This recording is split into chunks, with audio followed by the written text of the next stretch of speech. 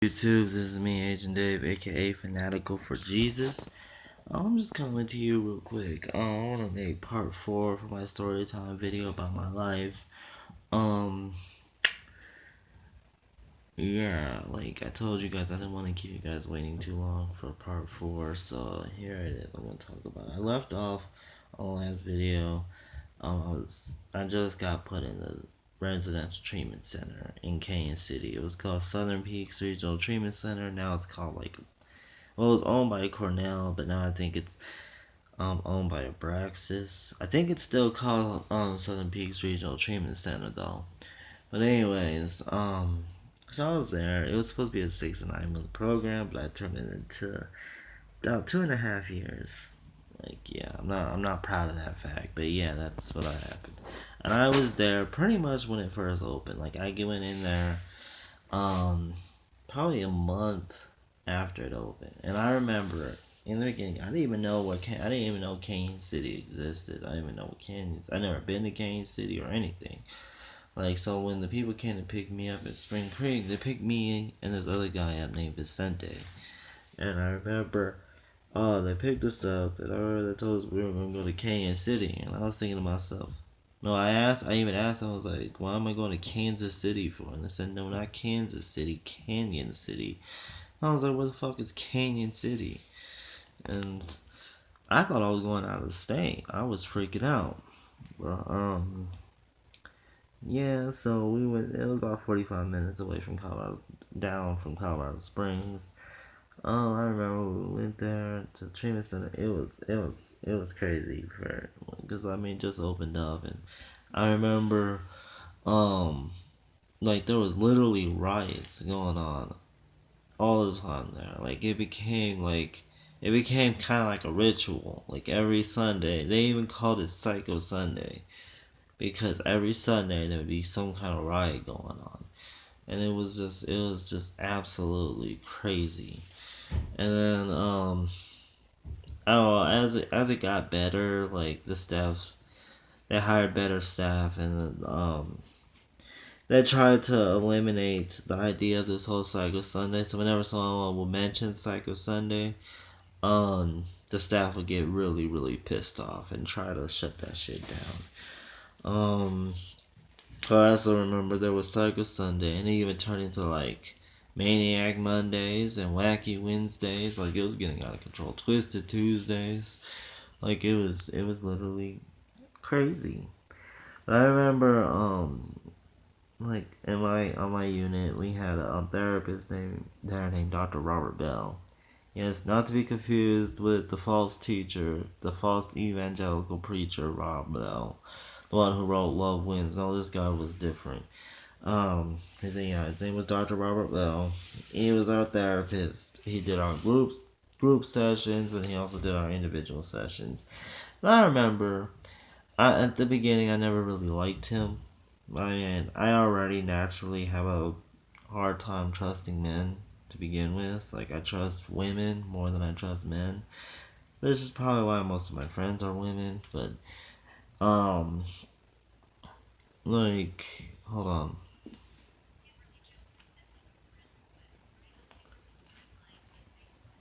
Alright, whatever. Anyways.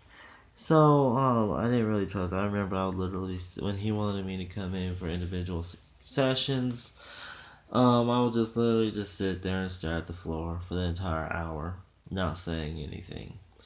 And, um, he would just say, okay, well, that's fine. If you want to just sit here in silence, that's okay. That's perfectly fine with me. We could do that. And we would literally sit in silence for an entire hour. And yeah, that went on for I don't know, a few months actually. And I remember I did finally break and I started talking. I said something. I said little things here and there. It started off. Eventually, I ended up telling him about a lot about my life because I ended up getting a rapport with him and I started to trust him. Um, I also remember during that time in that treatment center, um, they tried me on all different kinds of medication again because again everybody thought I had clinical depression. So they kept on giving me depression medication. like all the time, and it would just make me really, really hyper. And I'd start running around the halls, and I'd be like really happy and energetic, and that caused a lot of problems because I was also very irritable too. So I was getting restrained a lot because every little thing made me irritated, and I'll just blow up and get pissed off. And they wouldn't understand. Finally, they decided, okay, maybe he doesn't have clinical depression, maybe he has bipolar.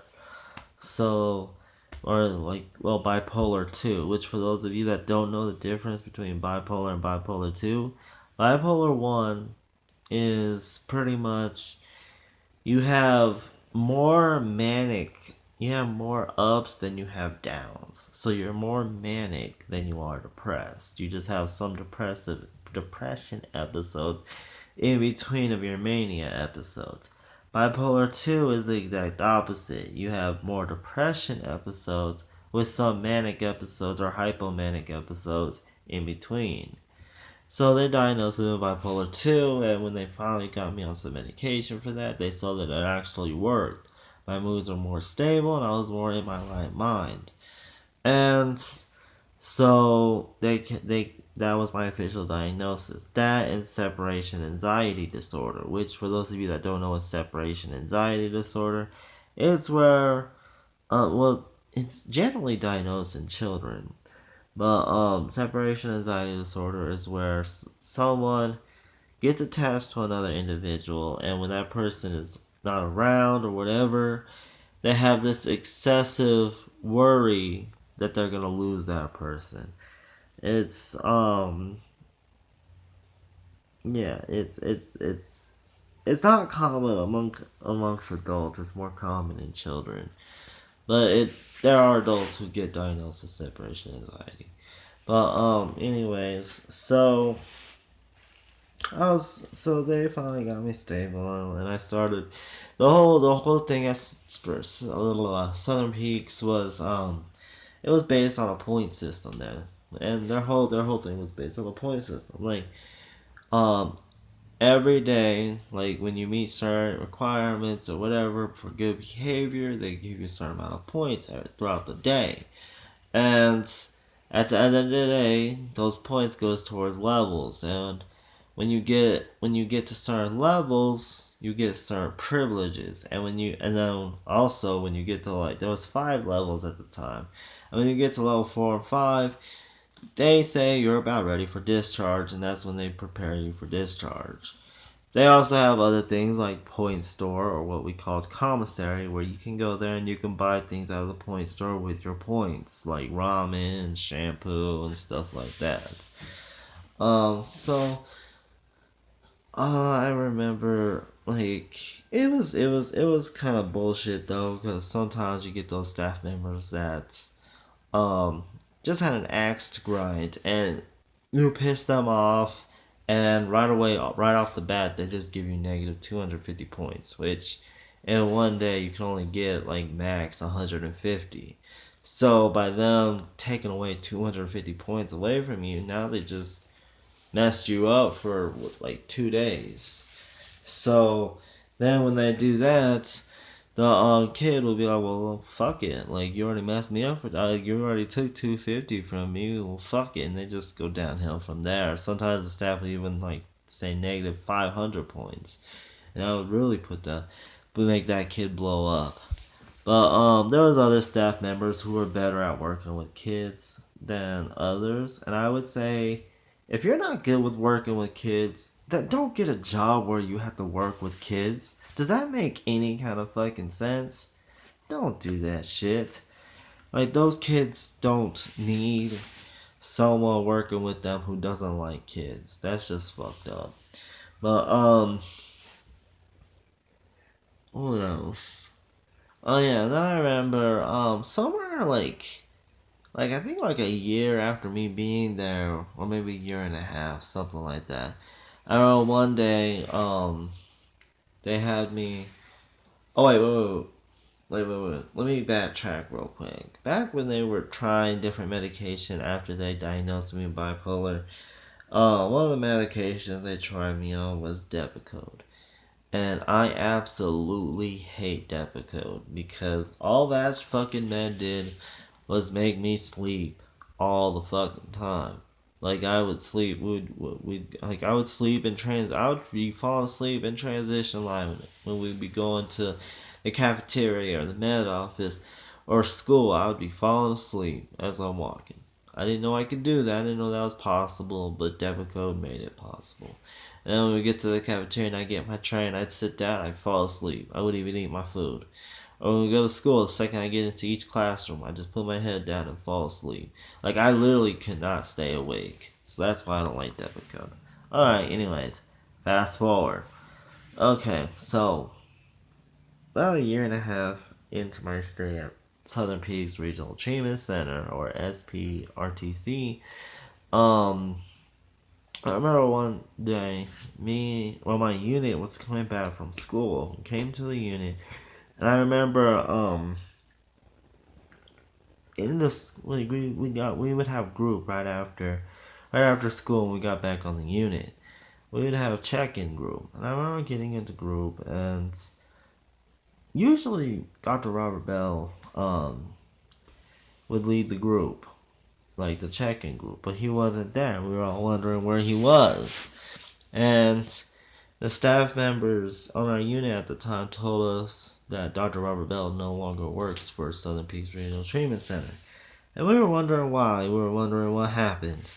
And through individuals like prying information out of certain staff members and also talking to family members who saw the news, we pretty much found out that Dr. Robert Bell was actually under investigation for 2 years by Operation Sting, and they found out that he had 200 some odd things of child pornography on his MySpace page, and he was also trying to solicit sex from a mother's daughter. He was trying to get a mother's permission to let him have sex with her daughter. He was trying to pay the mother off.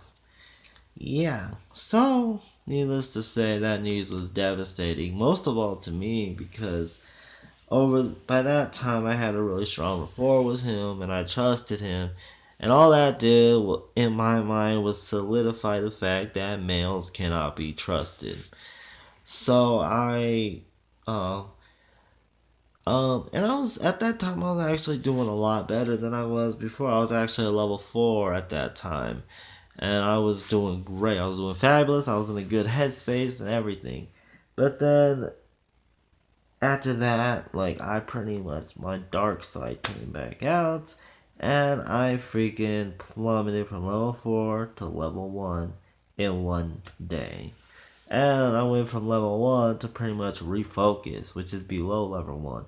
And what that was they took away all my personal belongings, my clothes and everything. And they left me with the Bible, that's it. Which at that time I didn't want a Bible because I hated God still. Remember, from the age of 16 to 19, I pretty much, yeah. Anyways, so I didn't want that Bible, but they took away everything, my clothes and everything. They gave me their generic clothes, which was pretty much consisted of, I think, a green polo shirt, and then these Bob Barker jeans that had no pockets, and they were like stretchy pants, pretty much around the waist. And then their shoes, their Bob Barker shoes, which are just like white shoes that freaking were strap-on shoes, I guess. And when you would walk, you would literally feel every rock that you step on. And then their socks and pretty much their whitey tighties. So that was pretty much all the clothes I was able to wear. And then I would have to sit at a desk facing a wall in the community room. I wasn't able to be in my own room because I was also on suicide watch at the same time. Like, normally with Refocus, the people wouldn't be able to allow to leave their room. They would be stuck in their room, sitting at their desk, filling out paperwork. But since I was also on suicide watch, they had me bring my desk out, make me face against the wall, and I had to sit at my desk all day long, filling out paperwork. And then, what else? I wasn't able to go to the cafeteria for meals. They'd be me back a sack lunch, which was this freaking nasty bologna sandwich, an orange or an apple, graham crackers, like a graham cracker packet, and white milk. And yeah, that was pretty much what I ate for breakfast, lunch, and dinner while I was on Refocus. Yeah, it was pretty bad experience. I didn't really enjoy it that much. Um, but at the time, I didn't really care. It just made me rebel even more. And like I was constantly getting restrained. A few times I even went to back to state hospital. Um, which I actually liked going back to the state hospital because it gave me like a break from Southern Peaks Regional Treatment Center. Um, and what else? Eventually, though, like I started to settle down some because I started to realize that it was getting me nowhere, and a couple of staff there that I did have rapport with ended up talking some sense into me. So I calmed down and I managed to get out of refocus. I managed to get back up to level 1, and then I managed to get up to level 2, and I just kind of plateaued at level 2. And eventually, Southern Peaks, they decided that was probably the the best that I'm gonna do now. So they decided they were gonna go ahead and work on my discharge. But they didn't want to discharge me right back out into the street because they knew that I was institutionalized by then. I was there for 2.5 years. So they wanted to slowly integrate me back into the community. So they found a group home in Canyon City, and they sent me to that group home. I forgot what it was called. Oh, it was called Stepping Stone Group Home or something like that. Um, I remember the owners. The director was Jimmy and his wife Melissa. They sent me there. Like, it was odd because at the time, like, it was kind of ironic because at the time when I was there, I was still in my anti-God phase. And it was ironic because the group home used to be a church. I mean, literally at the front door when you walk in, you'll still see the outline of where the cross used to be above the door. And then across the street was another church with a huge cross in the front yard. So, I mean, I don't know how to explain that. That was just odd. But it was really ironic because that was when I was at the peak of my anti-God phase. But that was it there, and they still made sure that I was taking my medication every day. I forgot what meds I was on at the time, but yeah. And then I remember, they had me go into these GED classes there in Canyon to finish up because when I was in the peaks, I was working on my GED and I passed my reading, writing, science, and social studies um, um, tests like with flying colors. I didn't even have to study for them. I just went and took the test and I passed with flying colors. So since I scored so high on those 4 tests, all I had to score was the bare minimum on the math test, which was a 410, in order to get my GED, and I didn't do that like yet at this time. But then I went into the group home, and that's why they had me working, going to these GED classes to work on passing my math portion. Um, like I remember when I was in that group home, I don't know, they gave me my own room, so it wasn't so bad. I was upstairs in my own room. I had a fire escape, so a lot of the guys kept on wanting to come in my room so they could smoke cigarettes, which sometimes I'll let them, sometimes I wouldn't. And when I wouldn't, they'll get all mad, and I'd just be like, I don't give a shit. Like, it's my room. And then I also had a job there. My first job since being out was at the subway there in Canyon, one of the subways. And um, I would buy cigarettes and I'd smoke on my fire escape in my room. But yeah, I my first job at Subway, it was difficult. I wasn't used to it. First off, I was still getting used to being on the outs. So I remember I was still asked to use the restroom, and people would tell me, David, you don't have to ask to go pee. Just let us know and just go. But I did that because I was so used to still having to ask. Um, Yeah, like, oh, let me rewind a little bit real quick. Back in Southern Peaks, I remember there was this one time.